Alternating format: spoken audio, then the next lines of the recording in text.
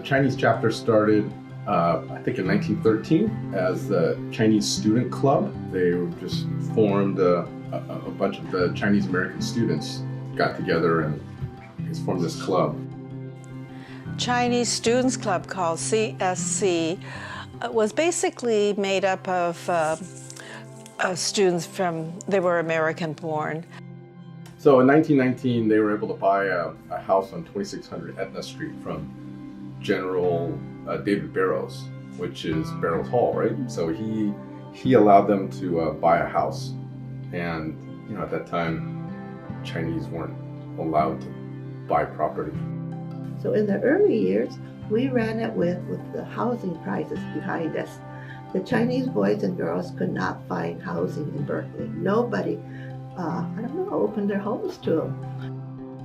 I know that there was discrimination, but being naive and coming from Hawaii, we did not know such a thing. I really didn't know about any kind of discrimination till I think I started to look for an apartment, and it was the first time that I ever witnessed and really physically was told, no, this apartment has already been rented, and then we would see the sign up for weeks thereafter knowing that it was not rented.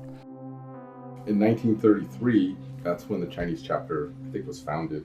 Again, it was a place where Chinese students could come together, and mainly they were Chinese American students.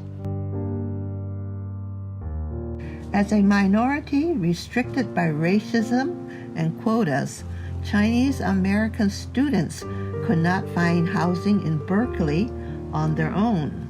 So the boys commuted 3 hours a day or more just to get from San Francisco Chinatown, take a bus down to Market, pick up a bus on Market somewhere, and take the key system to Berkeley or East Bay. And from East Bay, I don't know whether they walked up to the campus or what they did, but they told the story was always that they had to walk or spend 3 hours commuting. Couldn't get to their class, couldn't get their work done. Some women, like my sister-in-law Lily Chin, were able to secure housing by working as housekeepers for Berkeley families.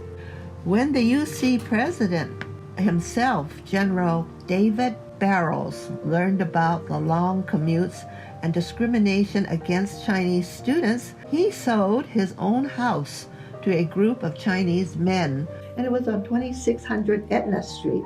So that, to me, is the formation of a real formal chapter of Chinese. We got very involved with a lot of the activities on campus and found out there was a Chinese Students Club that existed for quite a while. So that's where we became very involved, going to all the events that they sponsored. The next generation of men living at the Etna Street house would cook themselves and invite girls, such as myself, over for a dinner on weekends. We felt very honored to be invited. They had a lot of parties, we were invited, and I announced my engagement there. So in the past, the biggest activity that we had was the big game dinner dance. And I think that started in 1936, and that was a party on Friday night before the big game on Saturday. And we had a very big party there, and quite often was either held at the Claremont Hotel or over in San Francisco, where there was a banquet and then a dinner and a dance. And I missed lockout each time. Lockout, believe it or not, in those days, lockout was at 2:30 for the dorms, but the big deal was if it was big game night, 3:30 was our lockout, and I even missed that. The other event that was really fun was, and a big deal, was the Spring Informal. They asked to have candidates be represented by different groups, such as from the sorority or just different groups. And young ladies would be willing to be a candidate. They had to have a manager. They had to sell tickets. And the person actually who came in with the most sales was really declared the winner. As time went on, I was called back to be involved with the Chinese chapter of CAA. I didn't realize there was such a thing, but I did get involved, and it was very eye-awakening to me that they were quite active. So I came back to Cal and I joined the Alumni again from 2000 up until 2015. Then I felt that, well, I really have lost touch with the kids of today, that I should take a back seat and let younger people run it as they did. There was a call for raising funds for East Asian Library. We did five fundraisers for the cause, and each time we were very successful in gathering the community to participate. And each time we had the backing of Chancellor Tien.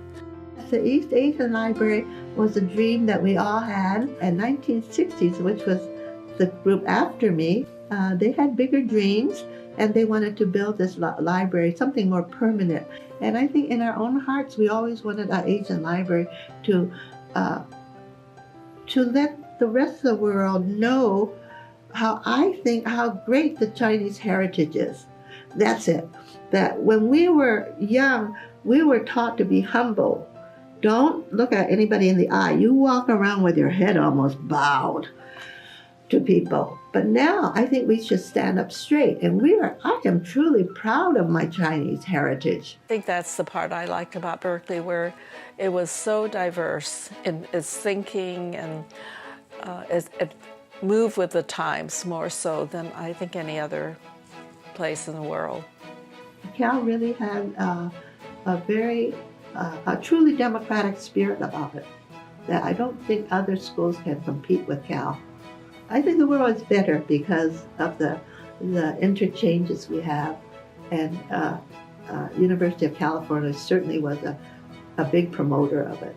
So I think it's getting to be a better world through education and through the activities that we have here.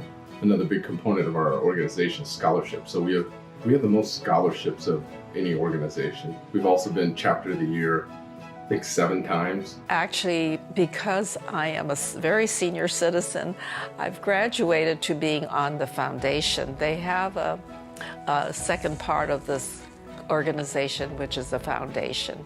And we actually make some major financial decisions, and that's where I am. And what's nice is I'm seeing a lot of young folks get involved with the organization. So the house on 2600 Edna Street, that was the basis for our scholarship endowment. So, we have, I think, well over $1 million, and that's the seed money came from that house. And so, for a lot of the older members of our club, that scholarship money means a lot to them because they lived in the house that supported our scholarship. So over time, our membership has changed, but our mission's always been the same: to advance learning for Chinese students at Berkeley.